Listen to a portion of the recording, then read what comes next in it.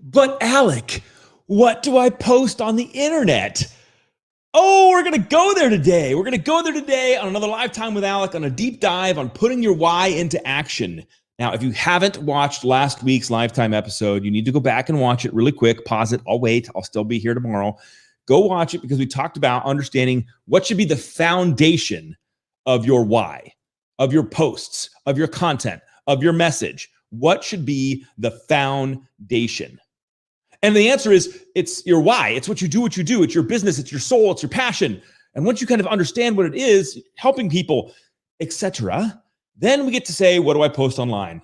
So let's watch this bypassed and then dive into it. You've decided on your why. Now it's time to start making content around it. Say you're passionate about educating veterans on their loan options. Turn that into an entire campaign. Welcome to #bypassed. Do a video on how VA renovation loans work. Then interview a veteran you helped. What's up, Jimmy?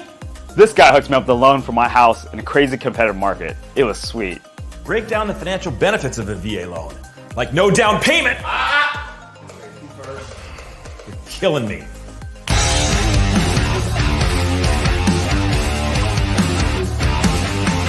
See?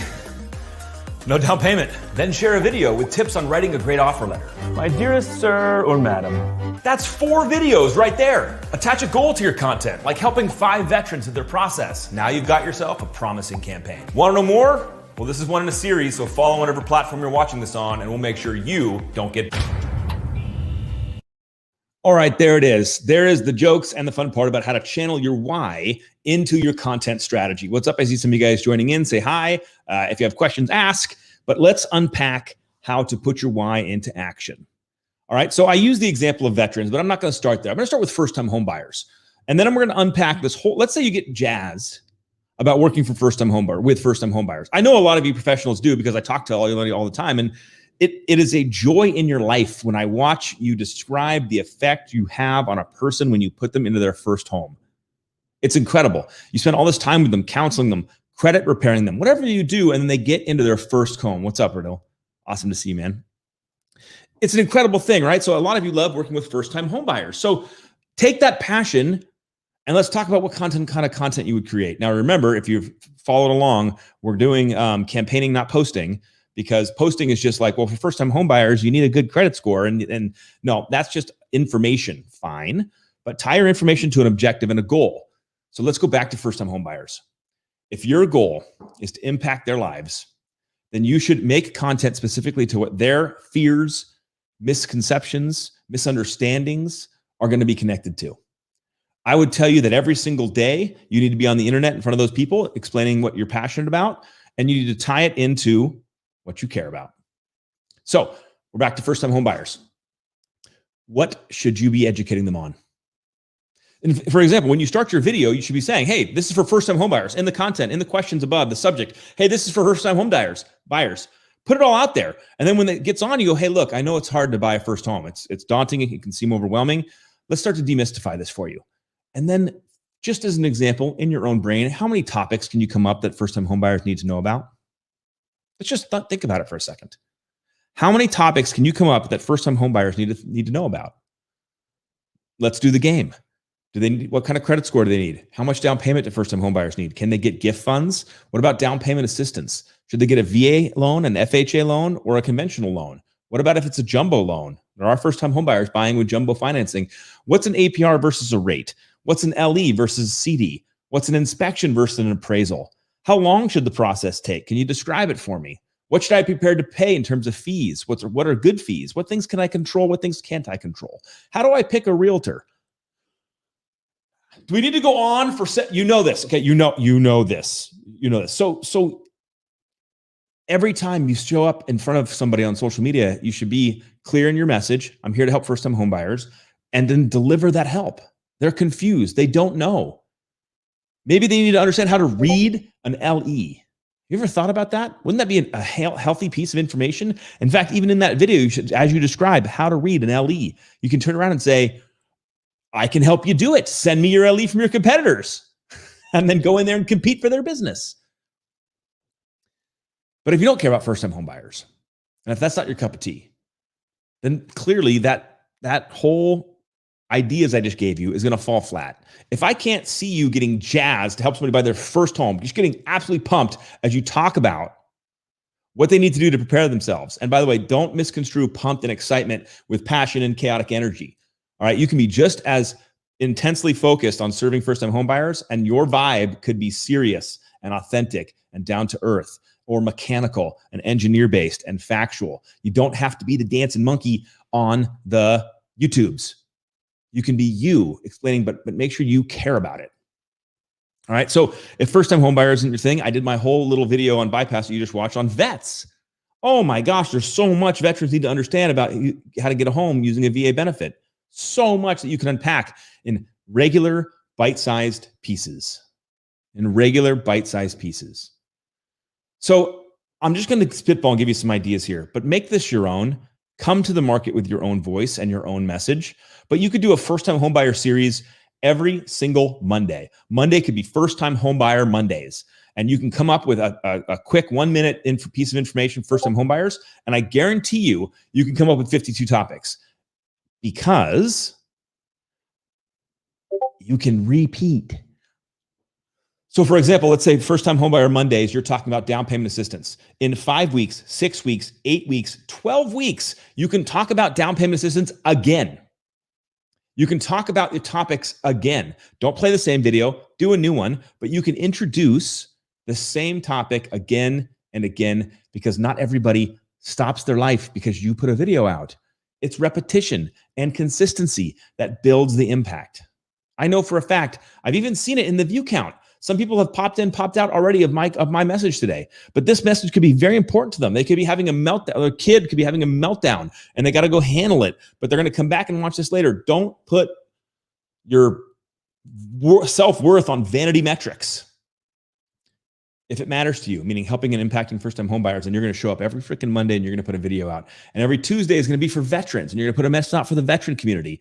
And every Wednesday it's going to be for investors on how to buy their first investment home or second home, and how to use, and maybe you can even start bringing on guests and how to Airbnb it, and how the content, as you guys will learn, as you're probably hearing, is literally endless.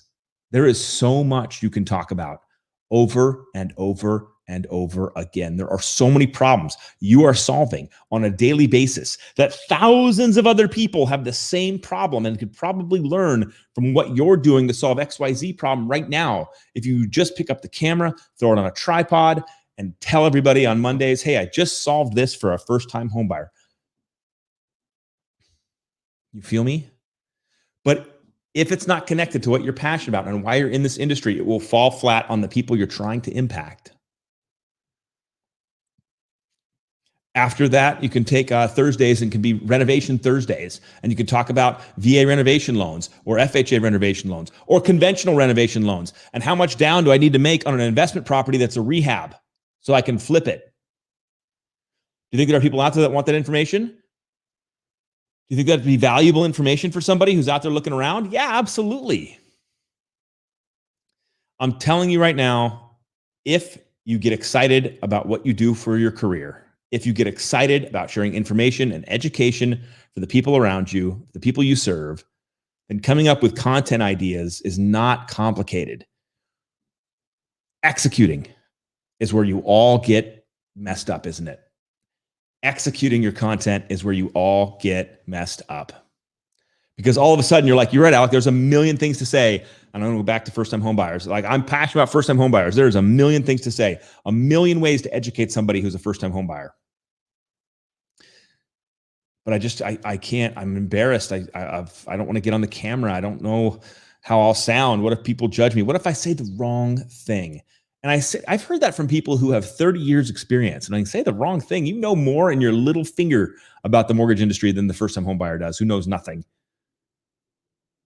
Share your knowledge, share your wisdom, share your intent, share your empathy, share the fact that you care, and you will dramatically transform your business. Now, I'm going to go on a little bit of a tangent on this, but I want to hit a couple points for you guys as you've heard this message. Number one, if you actually care about what you do, if you actually believe that you are helpful to people, that you do a good job, that you are worth working for, if you believe that in here, then you need to show up on the internet every single day, sharing that message, engaging with other people, and building your brand. Your brand's not going to be built in the night. It's going to be built on consistently posting your message or your content or whatever. I know it's like glorifying the word content. Just show up and play the game. Say hi to people, share what you're passionate about, and give out information. You do that every single day, and all of a sudden you're going to be recognized as the absolute best person to talk to about that subject. Everyone who has a mortgage is going to be like, you know what? You got to talk to this Alec guy. I see him all the time on social media. I see him at the kids' soccer games. I see him at the local church. I see him at the gym. He's always wearing the Loan Depot shirt. He knows what he's talking about.